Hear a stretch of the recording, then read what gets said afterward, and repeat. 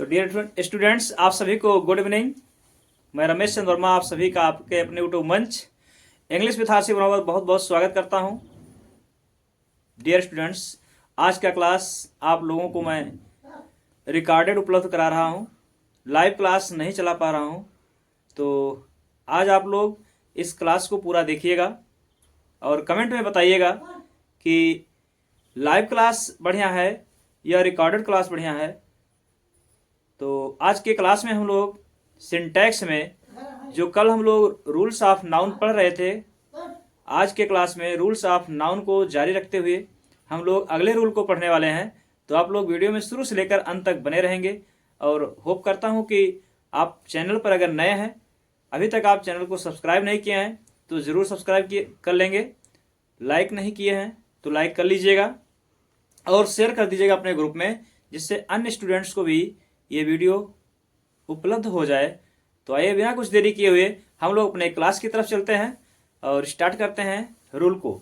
जैसा कि यहाँ हम आप लोगों के लिए रूल ऑलरेडी लिख चुका हूँ, आपका टाइम बचाने के लिए, समय बचाने के लिए।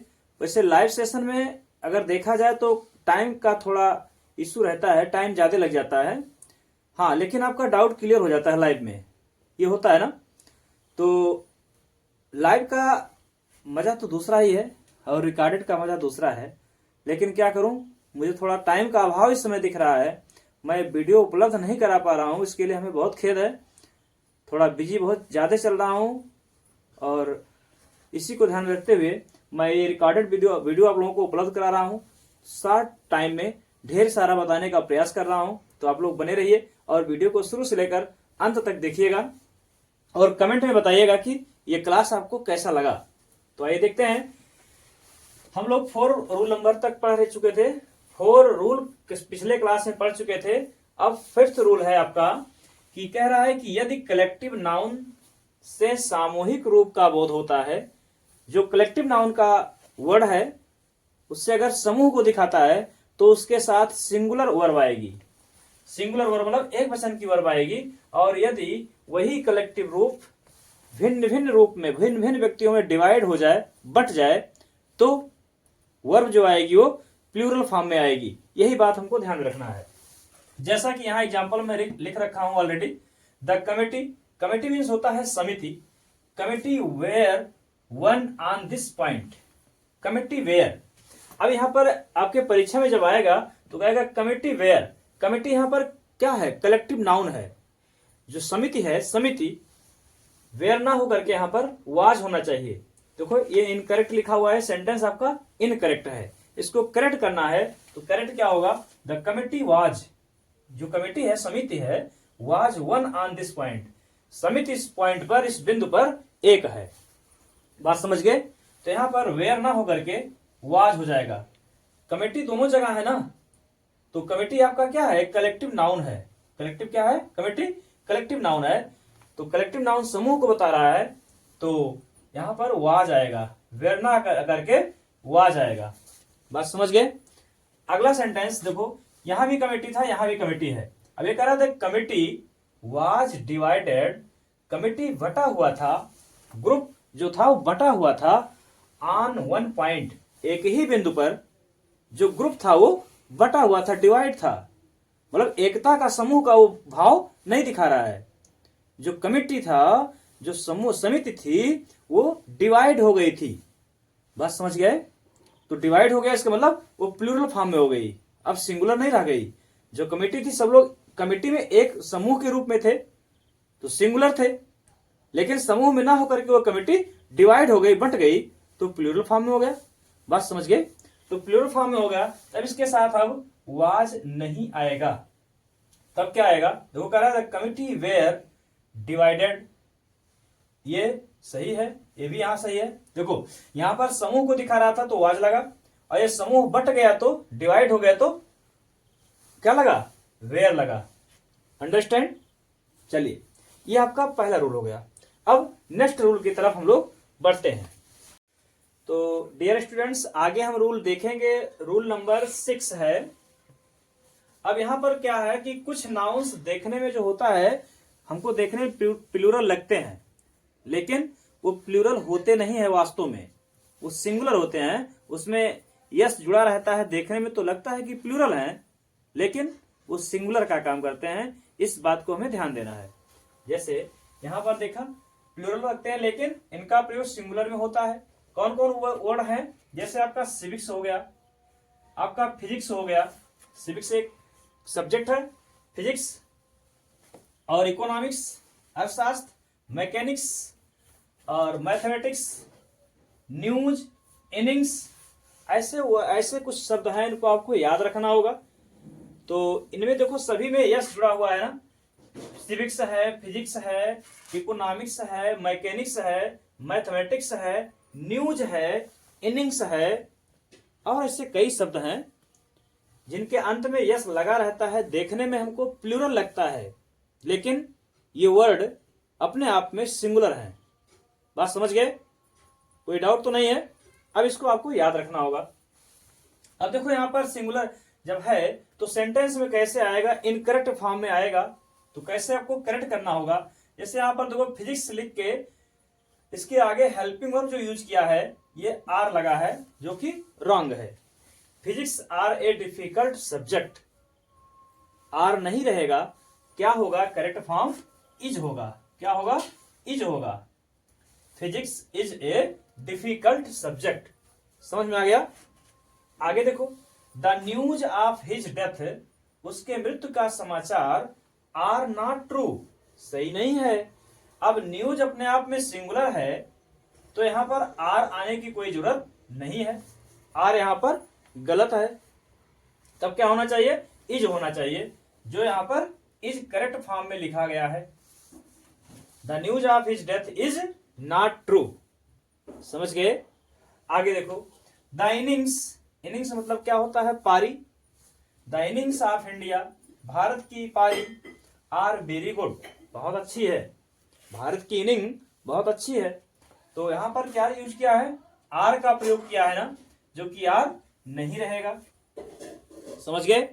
क्योंकि हमें याद है कि इनिंग जो है, इनिंग्स होता है वो सिंगुलर होता है, इनिंग नहीं होता है, इनिंग्स होता है। इनिंग्स हमेशा सिंगुलर होता है। इसके साथ हेल्पिंग वर्ब सिंगुलर की आएगी। The innings of India is very good. अच्छे से समझ में आ गया? कोई डाउट नहीं है ना? चलिए इसको नोट कर लीजिए। आगे हम रूल अब बढ़ाते हैं। क्या किसी को कोई डाउट तो नहीं है? अगर डाउट होगा तो कमेंट में बताइएगा, मैं नेक्स्ट वीडियो में उसका आंसर दे दूंगा। ठीक? लाइव क्लास आपका चलेगा जब मैं मौका पाऊंगा। वैसे हमारे समझ से इसमें आपका टाइम बचेगा। क्या रिकॉर्डेड वीडियो में आपका टाइम बचेगा? तो प्रयास कीजिए कि इस क्लास को पूरा वीडियो पूरा देखिएगा। जैसे लाइव में होता है वैसे यहां भी आपको मिलने वाला है। इतना अंतर है कि आपको शक कुछ होगा तो पूछ नहीं पाएंगे। तो यहां पर पूरा डिटेल में दे रहा हूं। नोट तो बना सकते हो ना? नोट बना सकते हो, एग्जाम्पल नोट कर सकते हो। आपको देखते ही समझ में आ जाएगा कि कहां हमें हेल्पिंग वर्ब सिंगुलर लगाना है, कहां प्लूरल लगाना है, कौन सा नाउन सिंगुलर होता है, कौन सा नाउन प्लूरल होता है। ये तो जान जाएंगे तो गलती नहीं होगी। बने रहिएगा वीडियो में। अगला रूल हम 7 की तरफ बढ़ते हैं। तो डियर स्टूडेंट्स आगे देखिएगा, रूल 7 आपका कह रहा है कि कुछ नाउन्स बहुवचन रूप में होते हैं, मतलब बहुवचन रूप में प्रयोग किए जाते हैं। वो कौन कौन से नाउन हैं? जैसे आपका है स्पेक्टेकल्स। ये स्पेक्टेकल्स मीन्स होता है चश्मा। आपका है सीजर्स, सीजर्स मीन्स होता है कैंची। अगला है टंग्स, टंग्स मीन्स होता है चिमटा, जो पकड़ने वाला होता है चिमटा। आर्म्स, आर्म्स मतलब होता है भीख, जो भिखारियों को दिया जाता है भीख, उसको कहते हैं आर्म्स। रिचेज मीन्स होता है धन, दौलत। ट्राउजर्स मीन्स होता है पाजामा। ऐसे ही बहुत से वर्ड हैं जो प्लूरल फॉर्म में यूज होते हैं। क्यों यूज होते हैं? क्योंकि स्पेक्टेकल्स जो होता है चश्मा, वो जोड़े में होता है। बात समझ गए? कैंची जो होती है, कैंची भी जोड़े में होती है, कैंची जोड़े में होती है। आपका टंग्स, चिमटा जो होता है, चिमटा, चिमटा भी जोड़े में होता है, बात समझ गए। ट्राउजर्स जो होता है, ट्राउजर्स, ये भी आपका जोड़े में होता है, ट्राउजर्स, समझ गए। तो इसलिए इसको हम प्लूरल फॉर्म में यूज करते हैं, इसके साथ प्लूरल वर्ब आएगी। अब हमें यही सब ध्यान देना है जो कि हम यहां पर एग्जाम्पल में आपको लिख रखे हैं। हर स्पेक्टेकल्स, उसके चश्मे, आर वेरी ब्यूटीफुल, बहुत सुंदर हैं। आपका सेंटेंस जब पेपर में आएगा, इन करेक्ट फॉर्म में आएगा। यहां मैं जितना सेंटेंस लिखा हूं सब करेक्ट फॉर्म में है। अब स्पेक्टेकल्स जब पेपर में आएगा तो स्पेक्टेकल्स इज करके आएगा, या यहां पर आर रहेगा तो स्पेक्टेकल का यस हटा देगा, तो आपको उसको करेक्ट करना रहेगा। अगर स्पेक्टेकल में यस हटा दिया है, स्पेक्टेकल लिखा है, तो रॉन्ग है। तो क्या करना है, स्पेक्टेकल में आपको यस जोड़ देना है। अगर पेपर में यहां आर ना दे करके इज लिखा है तो इज को हटा के आर कर देना है।